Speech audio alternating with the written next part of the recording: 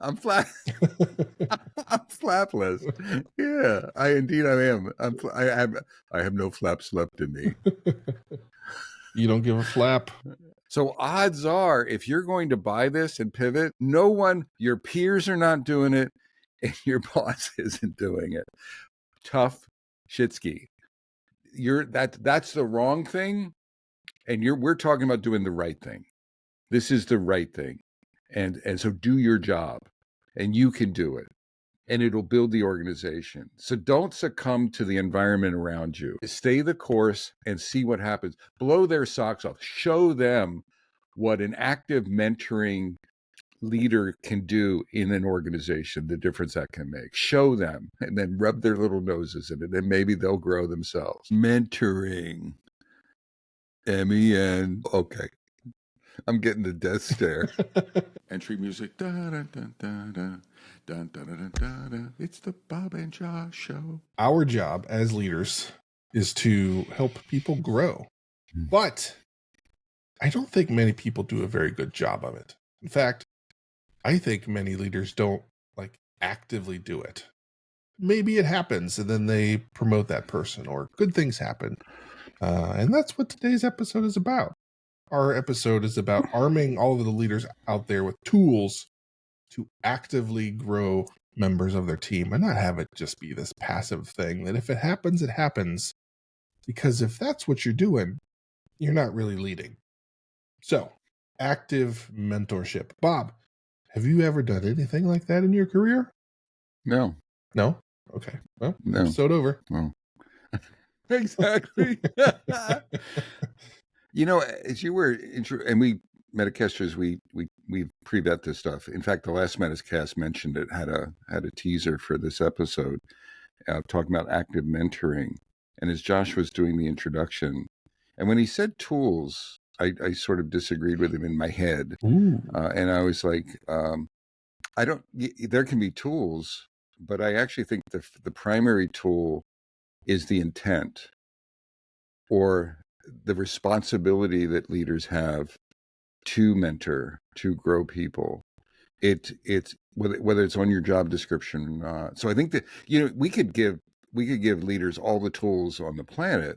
If they don't have the responsibility or the intent to mentor, if they look at it as some superfluous do it when I feel like it thing, well, then the tools aren't helping, right? In fact, they might even do damage because it's sort of you may misuse them. But I think what I'm teeing up, Josh, is I think the first thing to do is for us to convince leaders, maybe it's like a prime directive. Like I look at it as a prime directive, whether it's in my job description or not. I actually don't, I personally don't care if it's in my job description or not, if my boss is harping on me about it or not, if it's part of the strategic plan or not, that my job as a leader is to grow the team around me. That's to lift people up, that via hiring, via recruiting and hiring, via mentoring. Either if I mentor or if I inspire other people to mentor other people by my role model, I'm creating an active mentor-based culture by my actions, which is what I would want, because I probably, depending on the org size, I wouldn't have the capacity to mentor everyone, but I can create a culture that's an active mentoring culture.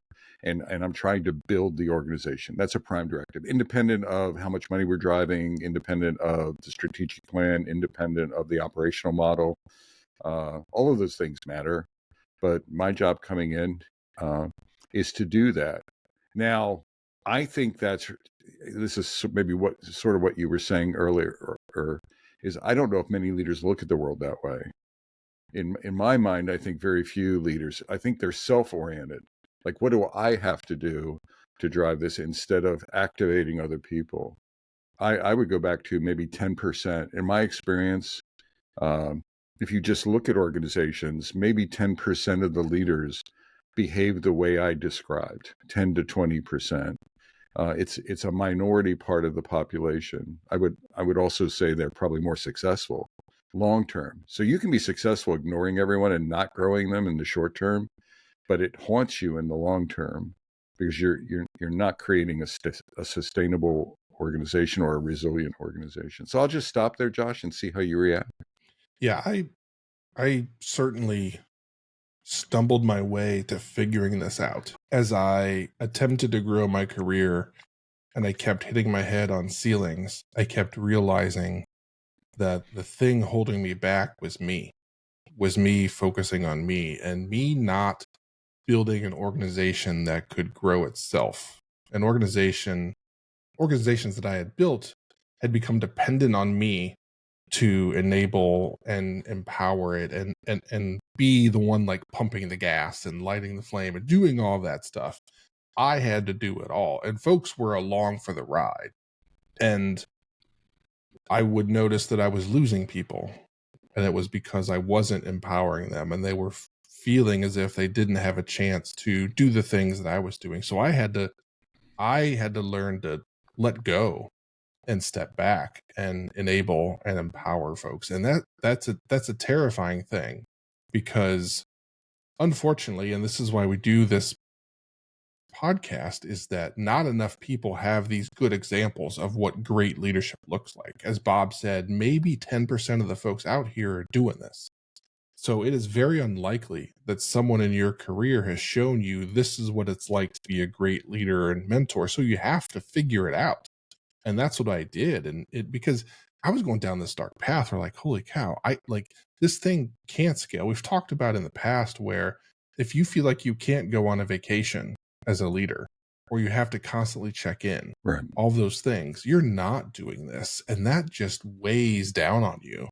And as I was growing a family and trying to do all that stuff, it was like chewing me up and spitting me out. And I had to make a change. I had to figure it out. Luckily, I had somebody in my corner like Bob that could help me and mentor me along the way and help give me tools and thoughts of like, hey, maybe you should step back. And then I had to figure it out from there. But that's what this is all about. That's what the podcast is about, not just the episode. It's about giving you thoughts and ideas that can help you become one of those 10% leaders. And hopefully by the time Bob and I are done and we retire from making episodes, whenever that may be, that 10% has grown to 15%. And then it starts to compound across the industry. So that's our goal. But Bob is right. It is a unknown skill. I think that's the biggest thing, is folks didn't know they needed it. I didn't know I needed it when I was growing up as a leader. So hopefully we can give you that little push to go figure this out. I think it is I don't think there's a lot of tools, Josh. I mean, we can talk about tools, but it's that intent as a leader. So your job is to grow people. Okay. So to grow your organization, to hire people, or if you can't do it, to hire people who can grow other people, or mentor. Let's use that term, mentor, active mentoring.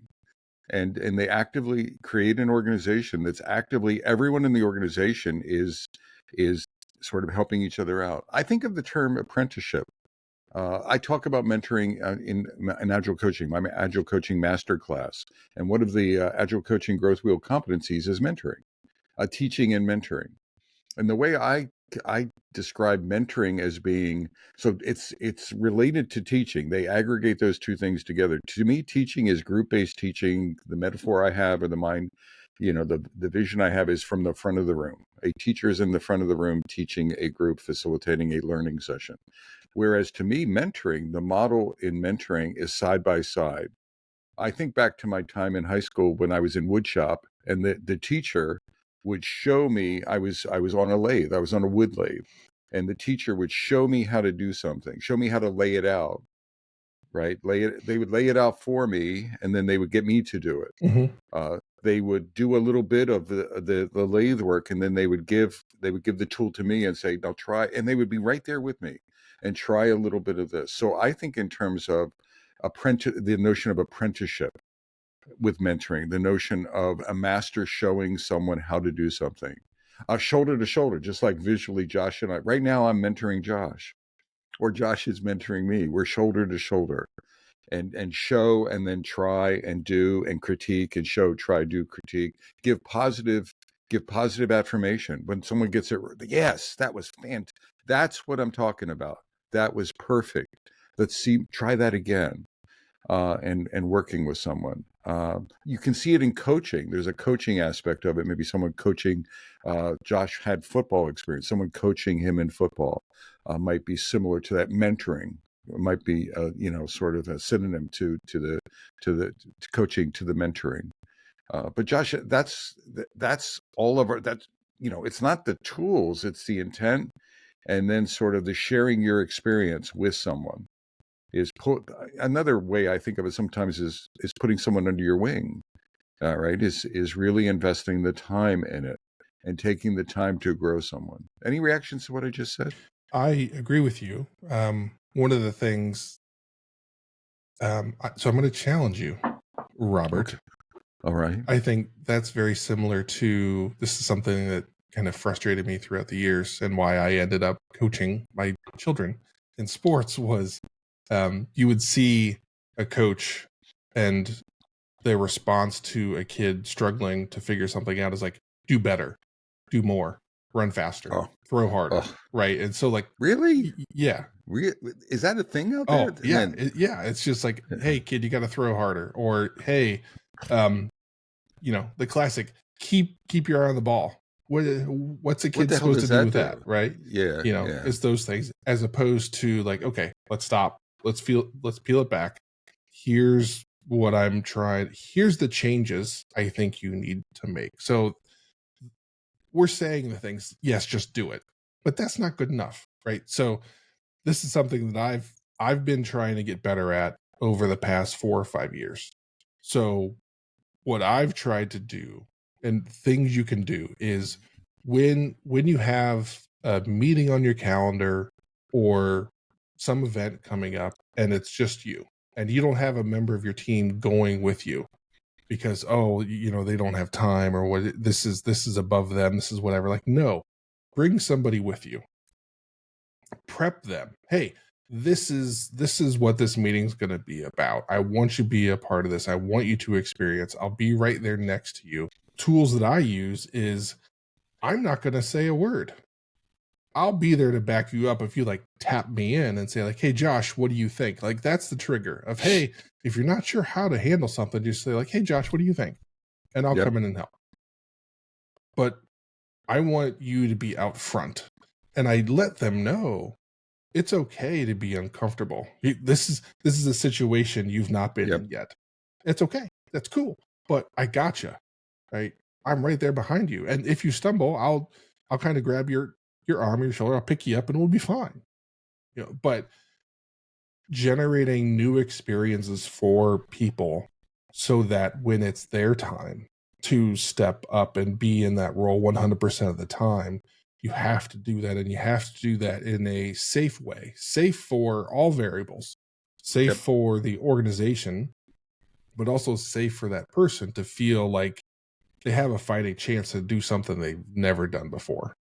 And so being there, supporting them, but also trying to give them an understanding of like, hey, this is like, I want you to own this. I'll be right there with you, but I want you to own this. So it's things like that of like, okay, how do you just do it? So we've said like, hey, Bob is 100% right. And I'm giving him a hard time about this, but 100%, you have to care. You have to want to make this happen. If you don't want to make this happen, it's never going to happen. And you're going to look around, you're going to be like, oh, I can't go on vacation, or I can't do this, or I can't trust the team. It all has to run through me. And then this incredible weight is over you and just, it crushes you. Been there, done that. Didn't like it. So you have to start chopping your way out of that. And one of those things is those times where like, oh, I am the only one that can do this. Wrong answer. Maybe right now you are the only person that can do that, but you have to take steps to fix that. Absolutely. You just gave a practical example of that pairing, that apprenticeship that I was talking about, the mentoring, Josh, is bring someone along. And there's different variations of that. You can give them full, so you can put them in front of you from a full perspective and tap. You could do it together. You could say, you know what, let's pair on this, right? You could say, I'm going to take the lead this time, you watch, but in this section, if we get into this, I'm going to tap you in for this. So it doesn't have to be, it can be different percentages. what you're doing is you're growing that person. You're putting them, you're growing them, you're modeling behavior, etc. That's that pairing of what I'm talking about. A variation of that, Josh, is, let's say there's something, it's an architectural meeting. And so you're a VP of engineering and you have two architects and you're having an architectural design meeting, and you bring them in and you want one of those architects to pair with them to grow it.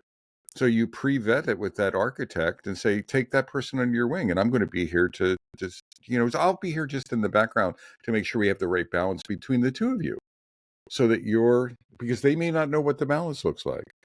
So it doesn't always, what I'm trying to say is a variation on the theme is it doesn't always have to be, me mentoring someone else. I can be orchestrating mentoring relationships too, right? I can be conveying part of my mentoring, being active mentoring, was me pre-meeting with that architect to say, hey, I'm looking for you to mentor this person in this way. So I'm conducting that across the organization. All of those things, it's one, have the intent, but then two, practice some of those things. The model, though, is the pairing. And you're not going to get a lot of specifics. There's no magical tools that say 3 words and then quiet down Right. and, and then throw them into the fire. It's something, I think you'll know it. I think you can do it if you set your mind to it, is what I'm trying to get. If you look at it as important, if it's crucial, if it's your job, I think you can then find, and if it's, this model is apprenticeship pairing, then I think you can find opportunities for that. Yeah, we've talked about various situations and trying to coach members of your team that maybe were, the loudest members of the team or the most experienced members of the team, always talking first.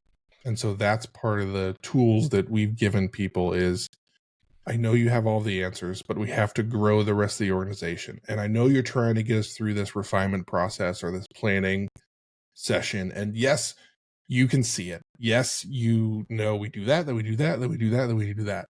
Cool. But have you noticed everybody else kind of shuts down and they wait for you to have all the answers? And Right. maybe they even cancel a meeting if you aren't there. That's a problem. That's a problem that we're trying to fix. So we've talked about coaching senior or tech leads, folks like that, to not always be the first one to speak. So that's a thing that you are likely doing. And I still catch myself doing this. It's a never-ending battle. We're in planning sessions or refinement session and there's the answer, there it is, and Josh opens his mouth and blah, there it goes. I'm like, oh crap, what have I done? So it's it takes focused effort for this to become a thing. And that's the challenge. So Bob is right. Yes, you have to want to do it, and then you have to invest in doing it. And if you don't, I shouldn't say that. For me, I've had to actively plan it out. I've had to, which is not always the Josh way, right? Like something, if you've listened to the episodes long enough between Bob and I, a lot of time Josh is like, hey, let's just wing it and figure it out. And for most of my career, that worked. For most of the successes that I have, that has worked. As I've learned over the years, maybe I've been mentored along the way. I don't know. I'm not sure I want to give that, credit where it's due, but whatever. You can decide. I I've become a bit more of a planner. I've found that there are things that aren't natural to me. And so I have to get very targeted with it. And so I look at meetings that are coming up like, okay, who is not in this meeting that I should have in this meeting so that in the not too distant future, this meeting can happen without me. That's a goal that I have. I always joke, and Bob and I joke about being the executive that's always playing golf, and not being there. And I joke that that's what I'm trying to do. I don't think I'll ever actually, I'm not sure I'm wired like that. I can work like that.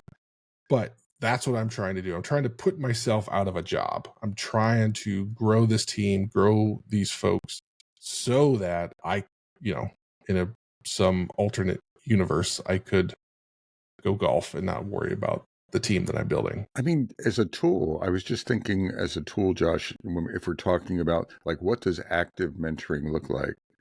I was starting to envision a checklist, a prioritized checklist, like my leadership checklist.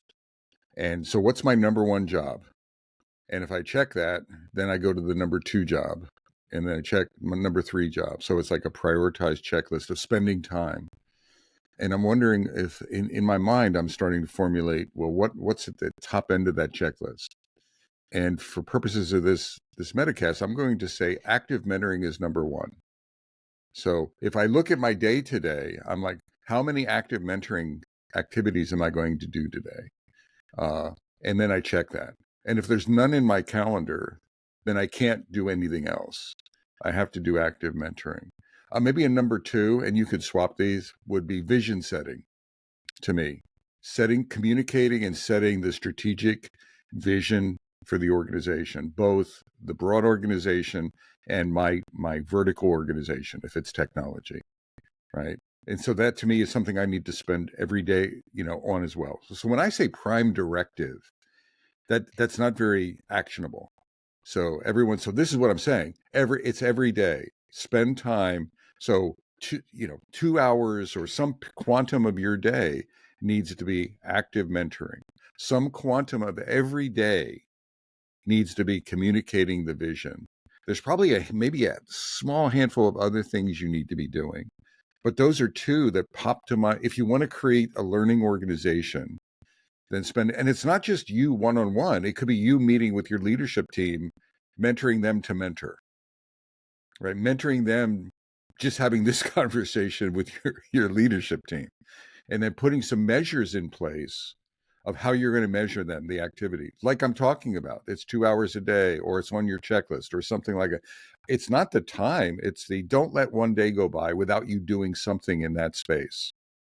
Now figure that out, and then you can have some other activities. But that might be a tool that would be useful for you. And I wasn't just joking, everyone. Maybe recruiting would be another thing. Am I spending time recruiting? That could be recruiting like outside hiring. That could be inside promotion planning. And to me, that might be outside of mentoring. That might be, active mentoring on steroids. Am I growing people? Succession planning would be another area that I would be talking about. So mentoring, vision setting, succession planning, recruiting would be in my top three as a leader. Josh, react to what I just said. Yeah, my mental, I think of, so vision, mission, core values, like that's how I'm wired. So I see like large signs that say like, hey, this is who you are. This is what you're trying to do. These are the things you're trying to accomplish. And for me, my, lighthouse, light on the hill, North Star, whatever you want to use, is I feel this responsibility that I'm setting up every member of my team to achieve their next job, to go get that next role, to get that next promotion, whatever it is. Hopefully it's with us. It might not be. That's not realistic, that we're going to have the capacity to give everybody the roles that they want. So that's how I measure myself. That's what I look at when the way I do those same things that Bob talked about, the checklist that he has. For me, it's a mental check of, okay, every member of my team, do I feel like I'm doing the things I should be doing to help them achieve that next role, get the next promotion, gain that additional responsibility that they want, tackle that next project, learn that new architecture, whatever it is. Every day, am I doing something to help them? And that's the check that I have. Step one that I don't think enough people do is just having a conversation with each person and talking like, hey, what do you want to do next? Like, what does that look like? And don't pressure it. When I started doing this, I would go in my one-on-ones, we would start off like, hey, the classic question of, where do you want to be in 5 years? And I would really pressure people to figure that out and have answers. And not everybody was in a place where that was something that was important to them or something they were focused on. And I was trying to push the way I was working on them. But you still need to have the conversation of, hey, let's talk about what next is for you, whatever next is. And a perfectly fine next can be I just want to keep doing what I'm doing. I love what I'm doing. Next doesn't have to be a promotion or a new role. Next can be whatever makes them happy, whatever they're chasing, whatever's important to them. And if just continuing to do the thing that they found that they love most in life, and they just want to be empowered to do that, that's fantastic. Then how are you supporting that goal? How are you enabling them to achieve that? How are you helping them say no to all those other things that might come up? So just having the discussion up front with that person and challenging them to just think about what's next, but also allowing their next to be whatever. It doesn't have to be what you think their next should be. Just help them discover where they want to focus. So that's an unfortunate like step 1 or step 0 that I don't see enough people doing. Or if they do it, I as a leader have decided, oh, I've decided you're going to be this. So I'm going to tell you this is where you're going to go run after. That's not fair to people, and it's not going to work. I'm going to.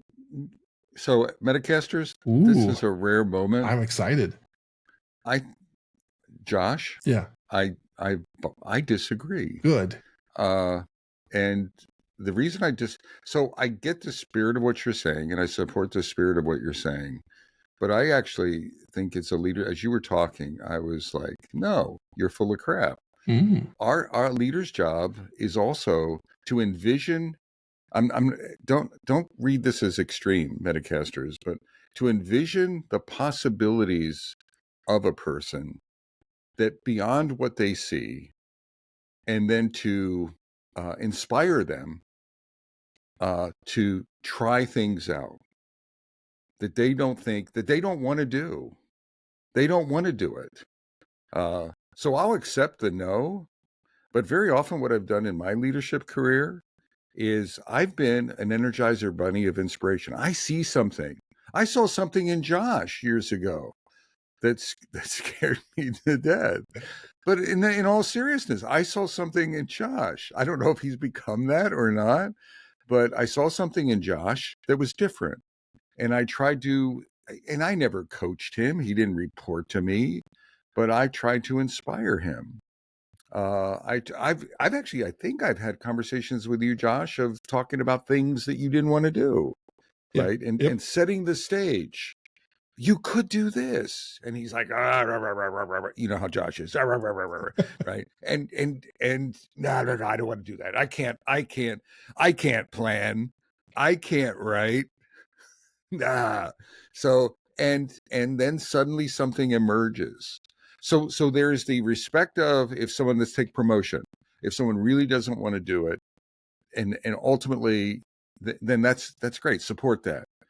But if you think they can, have those inspirational conversations. That's part of mentoring. That's part of active mentoring, is setting the vision for them. Now, this is outside of coaching. Professional coaches wouldn't do this, right? Therapists would not do this, right? But I think leaders should be doing that. I do it. And if it's wrong, then I've been wrong for decades. But I do this with people. I talk, and I'm often wrong. Very often I'm wrong. But I tried. I tried to set the stage, and they can say no, which is fine. There's no penalty for that. But more times than not, I've helped someone envision something else for them. And it's been part of growing it's part of my job of growing the organization, if that makes sense to everyone, right? Growing this resilient. It doesn't have to be a promotion. It could be not a job change, but an attitude change. It could be a very informal thing. Could you mentor? So this is something soft. Could you mentor one other person in the organization? Could I get you to do that? Because I think you have some skills, soft skills, hard skills, that they don't have, that would really make them better. So that was my disagreement, Josh. What do you think? I don't think we're that, as is normal. I think we're mostly aligned. I think we might just be talking past each other a little bit. So Okay.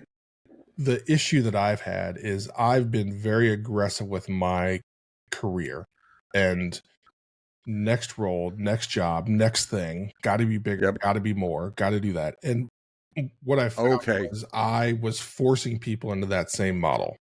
And that's not what I'm saying. Right.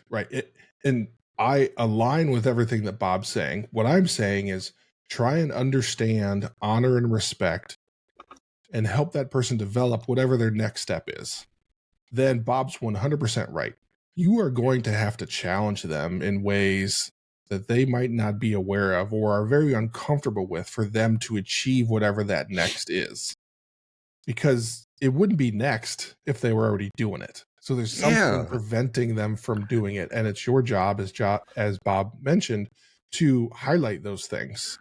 Inspire them. Yeah. I remember, Josh, you talked about Everett Metacasters backstory. Cincinnati Bearcats. Josh was on the football team, and he was a tight end, but he was a blocking tight end. The way he introduced himself to me many years ago is I was a blocking tight end, and I'm sure a coach, inspired him and said, "Josh, you can catch a ball." And right at some point, he's like, "No, I'm a blocker," and he's a blocker, and you can catch a ball. And I think I remember you catching, like, your statistics were 7 or 13 or something during your career, but you caught the ball. Yeah. But that wasn't. But someone, I'm thinking someone inspired you to do that, or it's just an example. Everyone, right? There's an example where I am this. Well, you are, and you're a hell of a good this. But what about this? And then inspiring. Can we run the experiment? Did I get close on the catching the ball stuff, Josh? That was pretty close. So I trust me, I wanted to catch the ball. It was okay. Yeah, the desire was there. The coaching to help me make that happen was certainly something that was required. But I think back even further, leading on that example, going into high school, I was a quarterback most of my life, and I got to high school, and the head coach was like, "I don't think you're a quarterback." I'm like, "That's all I've ever played. That's what I want to do." He's like, "Well, I think if we put you in this position over here, I think you've got a chance to be something kind of special, and you might be able to go play a little bit beyond high school." And I'm like, "Oh, okay. Well, that sounds good. Let me listen. Coach me up, mentor me." And so that turned into me changing the whole direction of what I wanted to do and how I had gotten there. And I made that pivot, and it helped me achieve what was next for me, because I wanted to play football as long as I could. And when somebody said, like, "Hey, I think I can help you achieve that goal, but you got to do this thing you've never done before." And I believe you can do it. And to me, I think that's one of the biggest, most important things that you can do is instilling belief in that person, because they are likely questioning whether they could do that, whether this is something they should even be trying. Like, "Oh gosh, I'm not even sure I should be doing this," or "I'm really uncomfortable in this meeting." Like, the imposter syndrome kicks in of like, "Oh, I shouldn't, like, this is not for me. I shouldn't be here. No one's going to listen to me." Yes, they are. I'll make sure they do. I am listening. I value the words that are coming out of your mouth, and just inspiring them to be comfortable in that very uncomfortable situation that you've created for them to create that growth. But yeah, it is that opened the door. That was a nice segue, Josh. Thanks for stepping in there. Yeah. Real quickly, everyone, I want to just add like a little bit of salt on top of what Josh said, for leaders, and it's, if it doesn't work out, there should be no penalty. Right. Meaning, if it, there's no penalty for trying it, and for whatever set of reasons, you don't penalize someone for acting on the vision quest that we're sharing together, and then they fail at it, or they don't like it, or they don't want to do it. There should be no revert penalty ever, in my mind, ever, for that. And just make sure you don't penalize them for that. Oh, I told well, you blew your shot. Right. So he's like, "You're not going to get a pay increase for the next 10 years because you blew your shot." No, you can't. That's not the point. We're growing. We're not penalizing for adjustments and learning. We're growing. We're mentoring and growing our organization as leaders. Yes. The last thing I want to say is that adjustment and learning. I think that's a really good phrase, because for folks that don't have total clarity of what their next role, what the next thing is, we can use that to help them narrow it down. "Hey, I think you might be good at this. Let's try it. Let's do it. And if you don't like it, that's okay." But what we've learned is now we've narrowed it down. Now we've said, okay, so that whole section of possibilities that's out. We know you don't like that. You don't want to do that. Cool. So now we can focus on this other stuff. And the likelihood of helping them find that next thing is higher because you've ruled other things out. So it can be a very useful tool for all of like the vision casting that Bob has talked about of like, hey, I think you'd be really good at this. Like, I don't know. Like, oh, okay, let's try it. Let's see what happens. And if it doesn't work, it doesn't work. But it's a win-win. Like people might feel like, oh, it's a loss. I screwed up. Like that's not, no, like that's a good thing. We now have an increased capability to focus. And that's a huge win. Oh, I got one more, Josh. Ooh, okay. I've got, and then I lost that one more. Oh no. I know. And I'm trying to grapple for it. Right. I think you're setting up a cliffhanger for the next episode. I got it back. Okay, I got it back. okay. Metacasters, yeah. I'm reading your mind. Ooh. I'm getting into every Metacaster's mind, and 99 of 100 of you are saying the same thing, thinking the same thing. Well, shit, my boss doesn't do this for me. So why am I going to do this? Here's my answer. Because it's your freaking job. And because your boss should be doing it. But remember, we talked about like 10%. So odds are, if you're going to buy this and pivot, your peers are not doing it, and your boss isn't doing it. Tough shitski. That's the wrong thing, and we're talking about doing the right thing. This is the right thing, and so do your job, and you can do it, and it'll build the organization. So don't succumb to the environment around you. Stay the course and see what happens. Blow their socks off. Show them what an active mentoring leader can do in an organization, the difference that can make. Show them, and then rub their little noses in it, and maybe they'll grow themselves. But be prepared to be alone, but don't use that as an excuse. It's not an excuse. I got something even better. You don't have to be alone. Bob and I are both here. Number one, you're here, so you've already like separated yourself. I'm going to be part of the 10%. We're going to continue to create content, but Bob and I both have like coaching services. Reach out. We'll help. That's what Absolutely. we do. So yes, it will feel lonely, but it doesn't have to be. Good point, Josh. There's really people good to point. help. Absolutely. All right, Metacasters. Active mentoring. Get a picture of it and go out there and just take a step. From beautiful downtown Cary, North Carolina. And beautiful downtown Fuquay-Varina, North Carolina. I'm Bob the Hitman Galen. And I'm just Josh Anderson. No, you're not. You're Josh, the Incredible Hulk Anderson. Shake and bake. I just gave you a new nickname. It sticks. It doesn't stick.